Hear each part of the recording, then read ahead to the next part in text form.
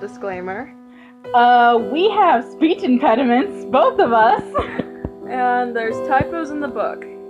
Yep.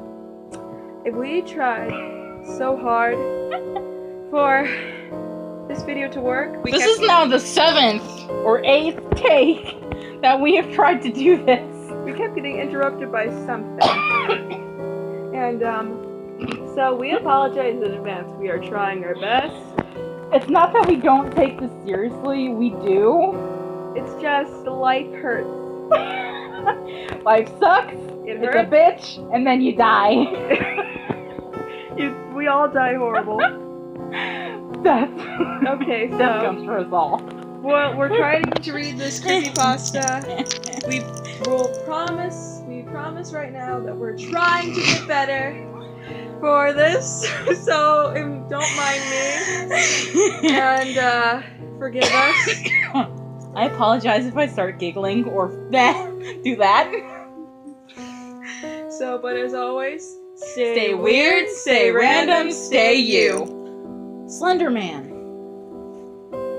After waking up with a jolt, the girl laid in bed a few seconds longer.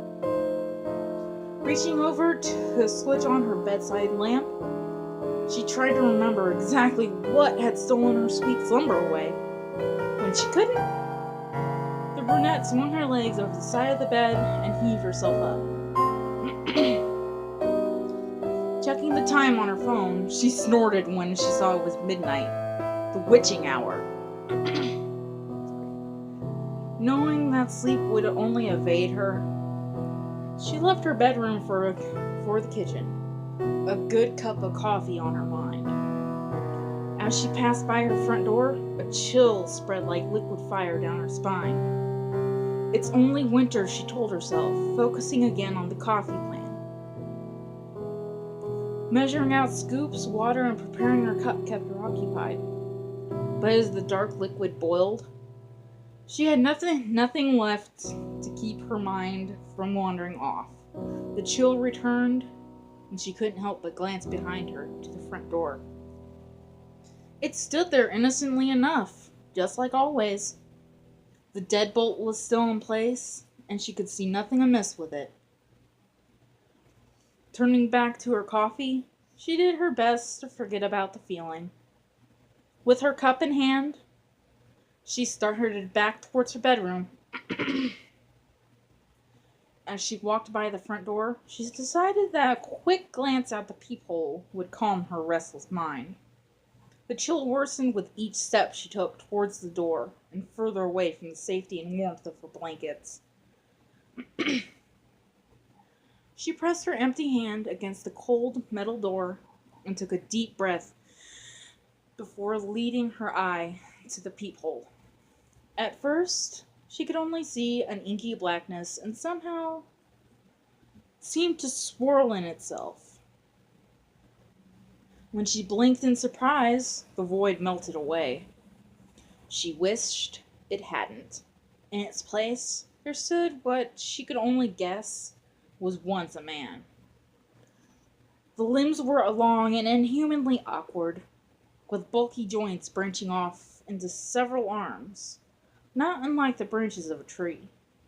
The creature was draped in a black suit, somehow making the thing more nightmarish to her. The icing on the proverbial cake, however, was what passed as the hellish thing's face. It was as though her mind blurred the ghastly visage to spare itself further shock and horror. She shoved herself away from the door, with hands still pressed against it. The scalding mug of coffee fell, the liquid burning her bare legs as she fell backwards and tried to crawl away from the door. She knew somehow that her mind hadn't been playing tricks on her. As she crab-walked away from the door, she watched as tendrils of black as the void. She first saw a snake through the cracks. The girl was trapped between the instinct to flee and the gut feeling to not turn her back on the door. When the door jolted, the urge to flee overcame her, and she slipped in the burning liquid as she tried to make it back to her room.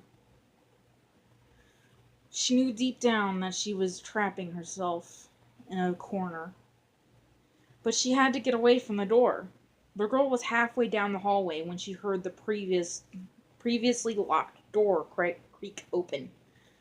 She screamed and slipped into a wall, cracking her chin on it and stunning her. After that, there was only blackness. Nicole, a warm male voice, snapped the woman out of her trance. As she turned around, she was met by one of her sister's doctors. She nodded, not sure if she should say anything, or even if she could find her voice. If she did have something to say, that morning she had gotten an urgent phone call from the hospital, saying that her sister Lindsay was there. Before they had even let her see her, the doctors had pulled her off to the side and insisted that they talk to her about what might have happened. Phrases like self-inflicted and assault had been thrown around, and Nicole felt her mind reel. She still hadn't fully understood what they had been saying until she saw Lindsay with her own eyes.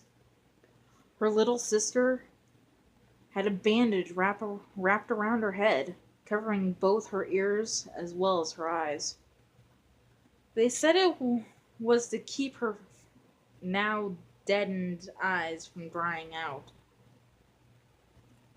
and to try to keep infection out of the wounds Lindsay had made to her ears. The doctors had guessed that either she or someone had jammed a pencil into them to keep her off balance, or to deafen herself against something. There was the mix of first and second degree burns on her hands, legs, and feet from what was assumed to be the coffee her neighbors found slipped all over the entry of her apartment. As Nicole walked into her sister's hospital room the first time, she had spied the silhouette of a man in the window. That, she knew, was impossible. Her sister's room was on the 3rd story of the hospital. That's creepy.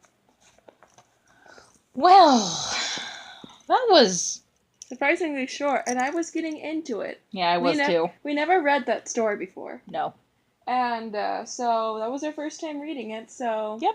Our first creepypasta video. Yay! I hope I didn't butcher it too badly. We tried. Yes. Like 9 times.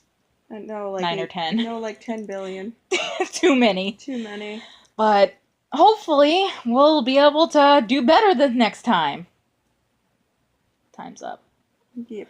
Okay. That's it for this time. See you later. See ya. But also, remember, stay weird, stay random, stay you.